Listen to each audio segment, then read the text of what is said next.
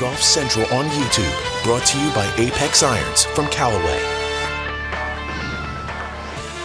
Hi there, I'm Cara Banks with this Golf Central update to tell you what happened at Muirfield Village Golf Club today. Jon Rahm reached a tournament record 18 under par through 3 rounds to build a 6-stroke lead, only to be told he had tested positive for COVID-19 and forced to withdraw from defending his title at the Memorial. Well, the Spaniard later released a statement on Twitter taking a mature approach to the situation. It read, quote, "I'm very disappointed in having to withdraw from the Memorial Tournament. This is one of those things that happen in life, one of those moments where how we respond to a setback defines us as people. I'm very thankful that my family and I are okay. I will take all of the necessary precautions to be safe and healthy, and I look forward to returning to the golf course as soon as possible. Thank you to all of the fans for their support, and I'm looking forward to watching the showdown tomorrow afternoon with you all." Well, for more on this story, let's get straight out to our man on the ground at Muirfield Village, Todd Lewis, with a detailed report on what took place.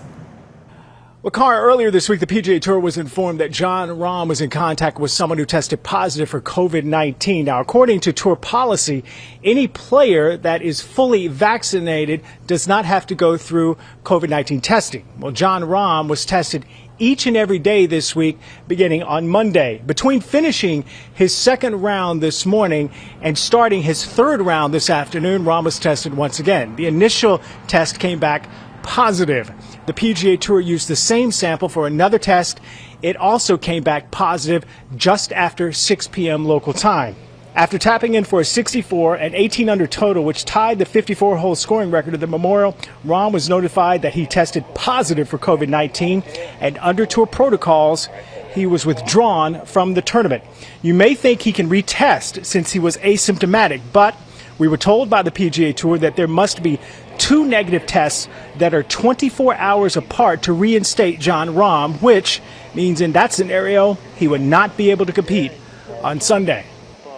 Rahm and his caddy, Adam Hayes, did inform all players and caddies that they played with this entire week that he was going through testing and he was in contact with someone who tested positive for COVID-19. Now, those players and caddies will be interviewed by the PGA Tour and its medical staff, and if deemed necessary, will have to undergo a COVID-19 test before the final round on Sunday.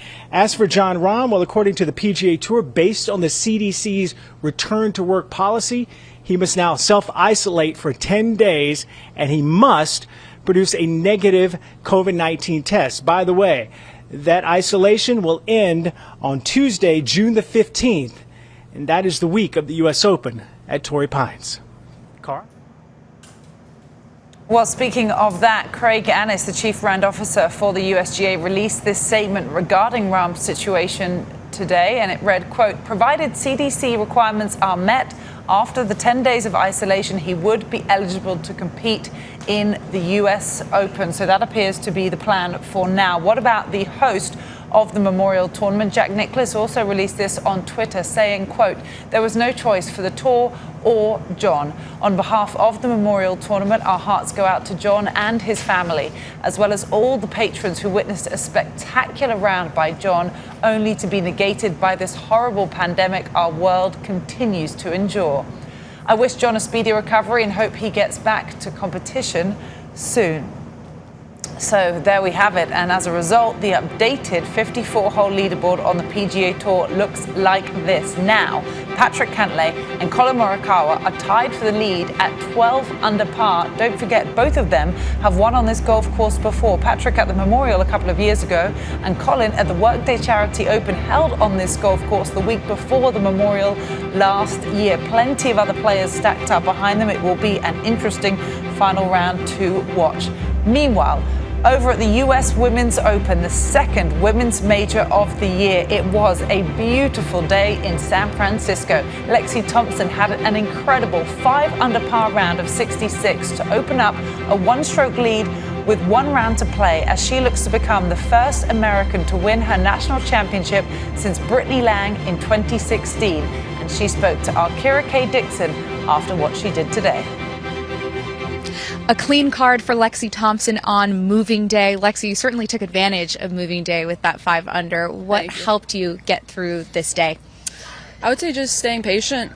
You know, it's a crazy golf course. It can be very difficult. So, you know, I missed a few fairways out there, but managed to get away with some pars, and that's the most important thing. And even if you don't make pars, if you make a few bogeys, it's okay, because there's a few birdie holes out there that you can take advantage of. But just staying patient is the biggest thing. The fans are cheering behind you, and you were just mentioning in your press conference that those fans have just given you such a boost. In fact, I tried to see your putt there at the end. I wasn't tall enough to be able to see, but how much does that help you when you're out on the golf course? It's amazing.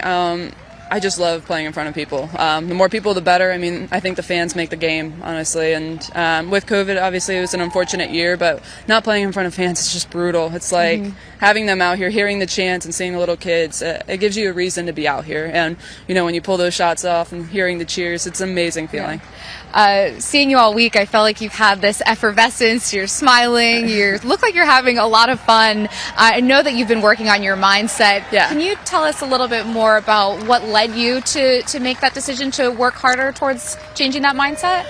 Yeah, I mean, it's something that I've worked on over time, over the years of just playing golf, but it got to the point where I wasn't committing to it. I wasn't committing to working on myself and my mental state, and now I'm working with John Denny. I've worked with him in past years, and just getting out here and just being grateful for everything in my life and just the opportunity, and just really embracing everything in each and every moment, embracing the fans, embracing all the golf course and everything. It's just a true blessing to be out here, so it's just changed my whole mindset.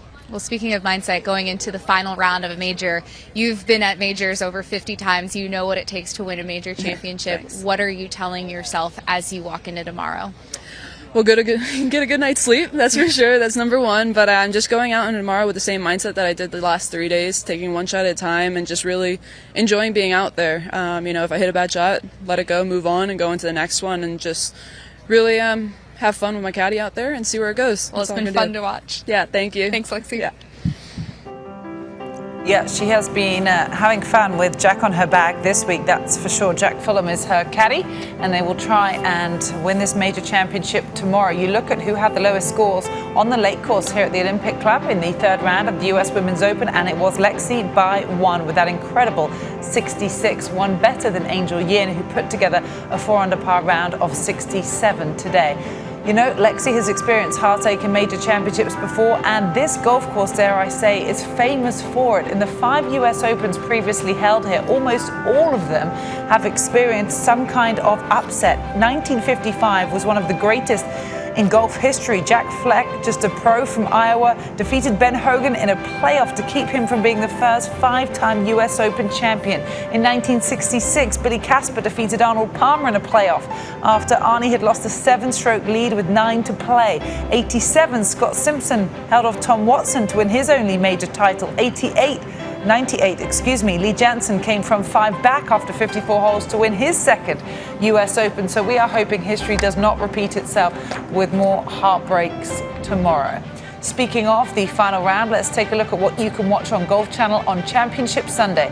The European Tour coverage will conclude from Germany at 6 a.m. Eastern Time. Memorial Tournament begins at noon Eastern.